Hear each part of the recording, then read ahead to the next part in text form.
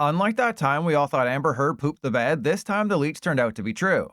A few weeks ago, images surfaced of supposed Chaos Rising cards, including Mega Greninja, Mega Floette, Mega Dragalge, Cinccino EX, and Crobat.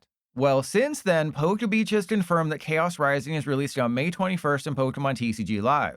It will include every card from Japan's Ninja Spinner set, which comes out on March 13th, headlined by Mega Greninja EX, who perfectly matches up with what was leaked. Unfortunately, this also means Chaos Rising beats off Perfect Order to become the new smallest set.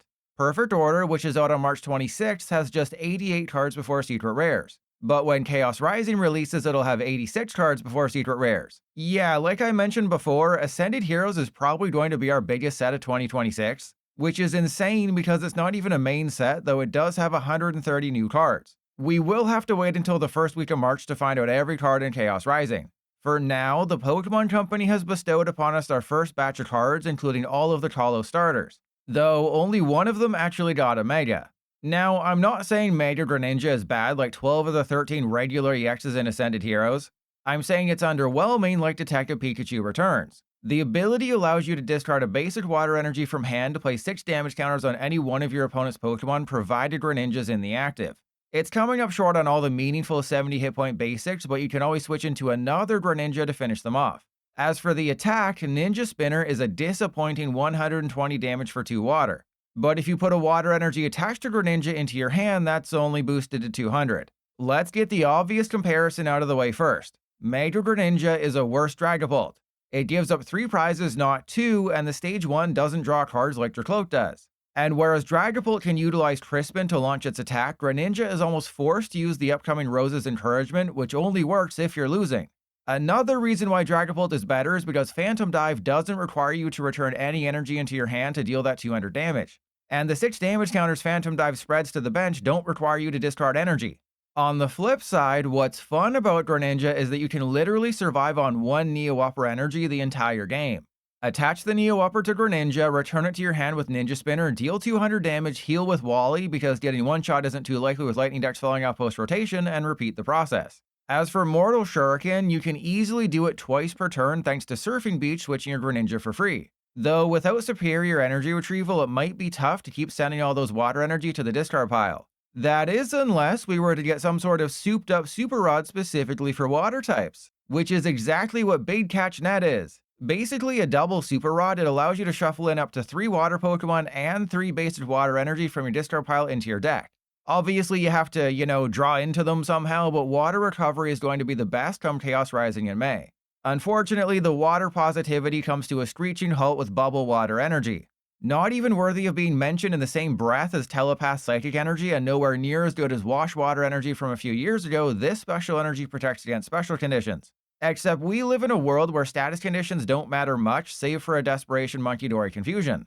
And even if they did matter, never mind that we already have Festival Grounds. On top of that, it easily gets removed by Enhanced Hammer, which we'll see more and more play as time goes on. Yeah, just like my ex-wife, this one's a huge miss. Similarly, the new Froakie and Frogadier are cheap imitations of those who have come before. Froakie either draws a card or does 10 damage with its attacks. Frogadier, meanwhile, only finds 3 Pokemon and puts them into your hand, who can then be judged out of your hand on your opponent's turn. Why exactly am I so butthurt about these cards? Because if you go back exactly 10 years, we had something called Greninja Break, which was an insane deck. Greninja Break's ability from a decade ago is literally the exact same as Mega Greninja's. Don't worry, it gets worse. The Greninja under the break removed all abilities from their Pokemon with its first attack, and the second attack did 80 damage in a world where that was actually a relevant number. Want to think even lower of the new Frogadier? Well, the old one at that time could put 3 Frogadier directly into play with water duplicates, and even the damn Froakie could paralyze with a coin flip. So yeah, if I seem disappointed by Mega Greninja, it's because we had pretty much the same thing but better before we all knew what Skibidi Riz was. Before I move on to the rest of the new cards, you're probably wondering about who Greninja combos with. While Mega Absol and Glaceon both take backshots when your opponent's Pokemon has exactly 6 damage counters on it, the energy requirements don't exactly line up. I guess you could run Glaceon with Crispin and Sparkling Crystal, but that's a lot of moving parts. And with De-Evolution rotating, you can't really set up a complete board wipe. For all these reasons, I can't give Mega Greninja more than 2.5 toes out of 5 right now. Maybe I'll change my mind once I realize the potential with Mega Starmie and maybe Frostlass Monkey Dory. or that it can theoretically deal 320 damage per turn with 2 Mortal Shuriken and 2 Mega Greninja. But for now, I'm underwhelmed. In happier news, when I woke up this morning next to your mom, I wasn't expecting to get hyped about a new Delphox card. While not overly insane, it definitely seems like a potential threat. First off, its ability is basically the same as the rotating Revavroom. Discard a fire energy from hand, drop to 7. And you can do that once for each Delphox you have in play. Then we have its attack for 2 fire, which does 30 damage times the number of energy attached to all Pokemon in play. That seems nuts, especially against anyone running Meganium. Yeah, Energy Storm does require 11 energy in play to one-shot Dragapult or 12 for Mega Lucario, but that's not as difficult as you might think. With the new Fennekin helping out early with its Call for Family attack, there's several ways to flood the field with energy. For starters, if you want to go with another Stage 2 line, you could run Emboar. It takes up a bunch more deck space, but with Delphox drawing you cards each turn, it should be doable. If you want to pair it with Mega Camerupt or Choreo EX is another option. Or there's the good old Terrapados plus Glass Trumpet combo. Ultimately, I think all of those pale in comparison to Ethan's Ho-Oh EX. This guy accelerates 2 energy onto itself every single turn. And if you have 2 Ho-Oh in play, you can get it fully powered up on turn 1, dealing 160 damage and healing everyone by 50. Unfortunately, without superior energy retrieval or experience share, the overall power is limited. Fire Breather with Energy Recycler doesn't seem horrible though, especially with Delphox drawing so many cards each turn. And I mean, realistically, you don't need more than 6 or 7 energy in play at a time to take meaningful KOs. Remember, Energy Storm counts their energy as well. Most decks run energy to play the game. Dragapult needs 2 to attack and someone like Mega Kangaskhan needs 3. So they help you beat them off. Now, before you go thinking I've turned over a new leaf like Animal Crossing and won't complain about this card, here comes the bad. Delphox requires 2 fire, meaning Energy Switch or Rose's Encouragement is almost a must. Additionally, we already have a really good Stage 2 fire type in Ethan's Typhlosion, except Typhlosion requires 1 energy to attack and can one-shot Stage 2s and Megas when you add in the math from Victini, Brave Bangle, and Gravity Mountain. So while I'm intrigued by Delphox, if you're reaching for a strong single-prize fire-type deck featuring a fully evolved starter, you're probably choosing Typhlosion first. For the final Call of starter coming in Chaos Rising, we have Chesnaught. While everyone's excited about the fact that we're getting our first Quilladin in 10 years, the ugliest middle starter evolution isn't that exciting. It does 20 damage and accelerates energy to itself, except the odds of it surviving afterwards are very low. Getting to the part of the line you actually care about, like that guy from Dodgeball who threw the wrenches, I'm torn about Chesnaught. My initial reaction was that it's a lot of work for not a lot of payoff. But then I remembered that people who recently had a lobotomy play Mega Venusaur, so getting 2 Stage 2 grass types plus Ogerpon into play isn't the craziest thing in the world. Chesnaught's whole spice is that whenever it's damaged by an attack while in the active, you put 3 damage counters on the attacking Pokemon for each grass energy attached to it. Meganium doubles grass energy and Chesnaught's attack takes 3 total energy, so 2 times 2 equals 4. That means it deals a minimum of 120 revenge damage whenever it's hit. Unfortunately, its attack, Impound, only does 160 damage while also preventing retreat. Though Mega Venusaur only does 240, so I guess technically Chesnaught is better. But therein lies the problem. Mega Venusaur has 380 hit points versus the naughty Chess 180. This thing's getting knocked out pretty much every turn. Or they'll simply choose to target your Meganium instead.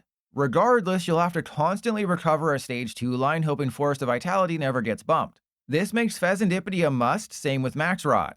And with Super Rod gone from Standard, you'll have to include Sacred Ash and Energy Recycler as well. That's in addition to all the energy switches to take energy off Ogerpon because Experience Share is gone. At least with Venusaur, it's able to move the energy around, heal with Wally's Compassion, then continue taking huge dumps. And no, before you make the suggestion, I don't think Mega Audino is a practical pairing. Nor is Growgrass Energy since it doesn't get doubled by Meganium. Ultimately, while I think it's feasible to make a Chesnaught Meganium deck, constantly having to recover resources and move energy around seems like way too much work when Mega Venusaur is shaping up to be a top 10 deck post-rotation.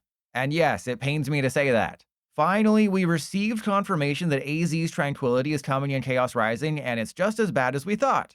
AZ is a supporter-based switch and heal 80. Sure, we won't have Professor Turo's Scenario or Penny in Standard after rotation hits next month, but this ain't the replacement. Wally's Compassion, Jacinthe, and Jumbo Ice Cream all seem like better options. If you're wondering about the other elite cards, I won't talk about them too much until they're officially announced. I'll just say that Mega Floette looks rough, with its first attack being a picnic basket. And its second attack is only good on turn 1 going second if you can get 3 Psychic Energy on it, though in that scenario I think Mega Audino might be better. Elsewhere, the Algae Mega could be okay, with its first attack being a Megaton Blower, removing all of their tools and special energy. Pernicious Poison, meanwhile, could be okay provided they can't retreat, which is exactly what Roxy's performance does. Before I go, I have to talk about Mega Slowbro EX. If you watched my YouTube short the other day, you already know why I left it until last. Despite being playable, this guy's a gym promo in Japan. Comparing that to other gym promos like Hop Spinterchin EX, it could take a year to come out in English. Or compared to something like Quagsire V, it'll never come out. Thankfully, because it is playable, there's a chance we see Mega Slowbro and Chaos Rising this May. Or it could be pushed back until later this year. Whatever the case, it's done some things in Japan already because its attack is kinda good. For 3 Psychic, it does 180 damage to their active. Then if it's damaged by an attack during your opponent's next turn, they take 12 revenge damage counters. Powering it up isn't the hardest thing in the world either, as both Wonders Patch and Smoochum exist.